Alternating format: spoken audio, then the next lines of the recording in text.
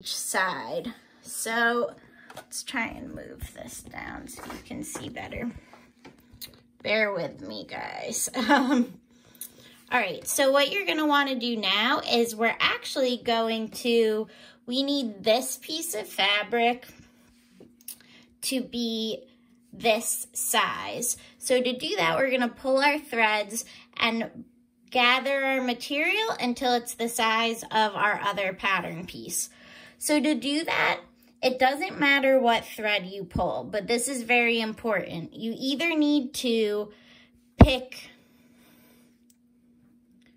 your top threads to pull, both of them from both sides, or your bottom threads to pull. As long as you're consistent and pull either from the top or the bottom from both ends, you'll be fine. But if you pull both top and bottom threads, it'll kind of jam up and there's a good chance your thread will snap. So just make sure you pick either the top or bottom threads to pull. So I'm gonna start, I'm just gonna hold the fabric down with my thumb and begin pulling with my left hand, and you can see my fabric is gathering nice and easy. Your muslin is pretty light to medium weight, so it should gather easily. Sometimes when you're using a thicker material, it can be a little trickier. So I want to gather from the left about halfway, and now I can go to my right side. Again, since I picked my top threads to pull on the left, I want to continue with my top threads. I'm just having a hard time getting them. Hold on.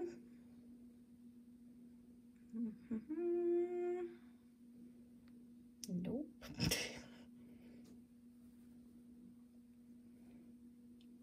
Just keep intertwining with my bottom threads. Okay, so I have my top threads on the right side. I'm gonna do the same thing. I'm just gonna pull my fabric to the left and pull my threads to the right.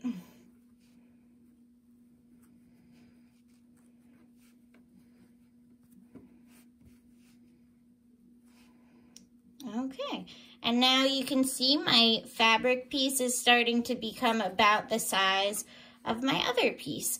So now I just want to kind of measure them out, and I can just disperse these gathers so that they're nice and easy. You don't want a ton of bunching in one area. You want it evenly dispersed throughout the pattern piece like this. Once it's about the same size as your other pattern piece, you're gonna line those up on the edge. You're gonna take your pins, and you can just begin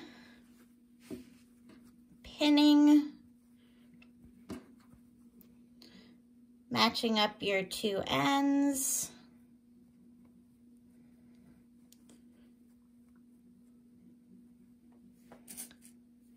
Matching up the two sides of the fabric and pinning nice and horizontal, keeping your gathers as evenly dispersed as you can.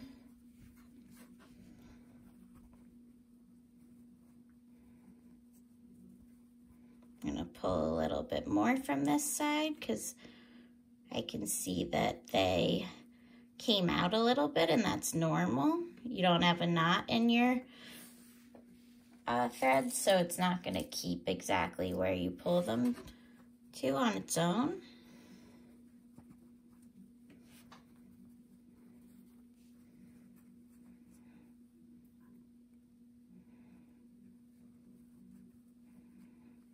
Okay.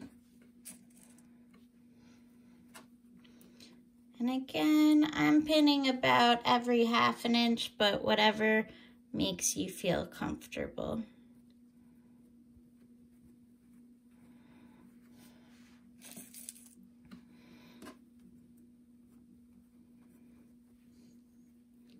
Okay, so typically you would have like some area left at the edge because you have seam allowance here, and you might need to sew this to another piece, so you wouldn't want gathering in your seam allowance. So you can see my gather stitches are dispersed in the center of the pattern piece, and then it's still pretty flat on the ends. So I have that sewn to my plain piece. You don't want any bunching on this side, just on the piece that's been gathered. And next up, I'm gonna go ahead and sew these together. So those of you who have never sewn before, I'm sure you're gonna be a little bit terrified or a lot terrified, but you have to realize not everything we sew is gonna be perfectly flat. So that's why I'm exposing you guys to this early. So what we're gonna do is you're gonna change your stitch length back to 2.5 because now we're just sewing a regular seam. We're just sewing it with a piece of gathered fabric. We're going to move our needle back to the center, and we're gonna sew with a regular standard 5/8 seam allowance like we did on our other samples. So the reason we sew so close to the edge with the gather stitch is that when we sew our 5/8, nobody's gonna see these stitches. They'll end up being in the seam allowance and nobody will ever know they're there from the outside of the garment. So we want to line up the edge of your fabric with the 5/8 line, lower your presser foot. If you realize that you were really off with your original stitches and they're too far over, you can make a bigger seam allowance so that you will not see those stitches. But if you followed everything perfectly, 5/8 should be fine. Some people like to sew with the gathered piece of fabric on the bottom and your flat piece of fabric on the top. I like to see what's happening. You guys know the famous phrase, I'm just tucking my thread under the presser foot. That's not the famous phrase. The famous phrase is to keep your friends close, keep your enemies closer. So I want my enemies, in this case, all of these uneven bunches, to be right where I can have my eyes on them so that I can sew them in place and know that it's looking good as I'm sewing. All right, so with that said, I'm gonna begin. Sorry, my face is very close to this and I'm trying not to like scream into the video, but I wanna make sure you guys can see everything. Okay, so again, I'm gonna hold the fabric down. I'm keeping my gather stitches evenly dispersed. I'm gonna hold my thread down, stitch forward about 3 or 4 stitches, back stitch 3 or 4 stitches, and then begin sewing right over top of my gathered fabric, taking my pins out as I go.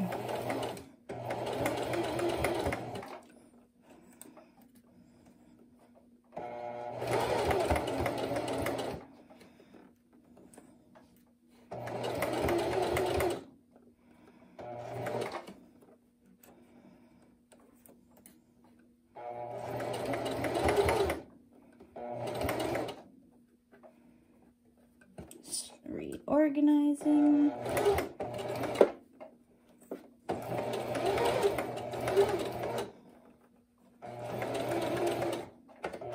And back stitching at the end. Now I'm going to raise my presser foot, take my fabric out, cut my thread with the thread cutter, and see how I did. So there's my back, there's the front, and here's what we have from the inside. So I need to snip my threads, but now you can see I have a nice little gathered piece of fabric.